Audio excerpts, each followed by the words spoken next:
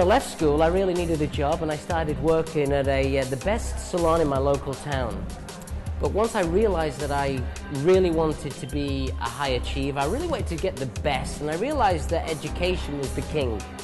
You know, if I was going to be successful, I needed to get the best education possible. So I managed to find myself a job at Vidal Sassoon in the early 80s, had a phenomenal reputation, and I felt very lucky and fortunate to get given the chance to work for them. I really felt like it was of the highest level, so to get accepted there was like a dream come true. I worked at Sassoon's diligently, and I really achieved a great deal. I believe to this day that if you just work really hard and you stay focused, you can pretty much achieve anything that you want. I had a stellar career with them that spanned about 10 years. It was the backbone of my career. I apprenticed there for 2.5 years and then went through the whole styling ranks. By the time I was 21 years old, I was an artistic director. So it was really, you know, I suppose at the time it was a meteoric rise, all based on a lot of hard work, dedication and commitment.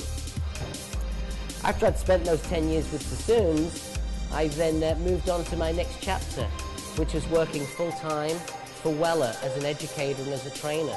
I wanted to learn a different skill set, so I moved to London and became a lead educator for Weller and traveled the entire UK teaching salons and hairdressers, and shows and seminars, teaching people all over the world. So it really opened my eyes to a whole other aspect of the craft. You know, I did have a long-term dream, and that was to move to New York City. And there was only one salon that I wanted to work for, and that was Bumble & Bumble. And in the early 90s, I got offered the opportunity to move to New York, and I came to America and landed a job with Bumble & Bumble. You know, I think for me, the dream that I had became a reality, and they sponsored me and legally brought me to the States. And when I started at Bumble, I realized that that was another dream that had come true. I spent 3 phenomenal years working with Bumble. I was just turning into my 30s, and I realized that I'd achieved a lot and that I had even greater aspirations and greater dreams. So with all of the education that I'd kind of gathered over the years, with all of the experience working with the best, I decided that the next chapter in my life was to venture out and open up my own business. The first part of that was to open up a partnership business, which was called Arrojo Cutler.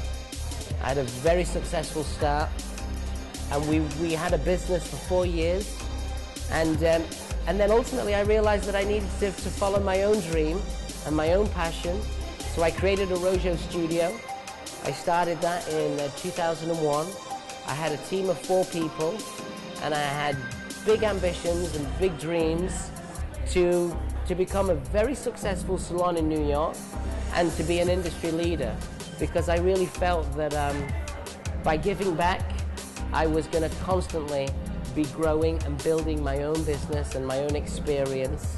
And I really felt like the passion to really try and raise the level of the industry, because, you know, to me, I think that we always have to come and create what we want to be.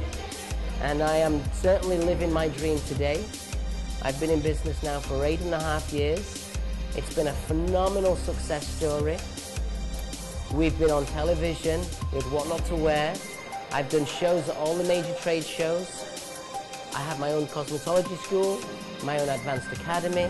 I have my own product line, and I have my own salon, which is the heartbeat of my business, which services around 900 clients a week. I still work behind the chair. I'm still the busiest. I'm still trying to lead from the front and push from the back. And my staff of 90 is my crowning glory. It's my biggest achievement. And I'm continuing to strive forward and continuing to turn the next and the newest chapter, which is certainly my collaboration with Empire, because the true mission of trying to raise the level in the industry and to share what I've achieved and to continue to grow and drive, and you know, I'm really looking forward to what's going to happen in the years to come, but I'm very focused on what we do every single day. So I think my career's been a phenomenal path.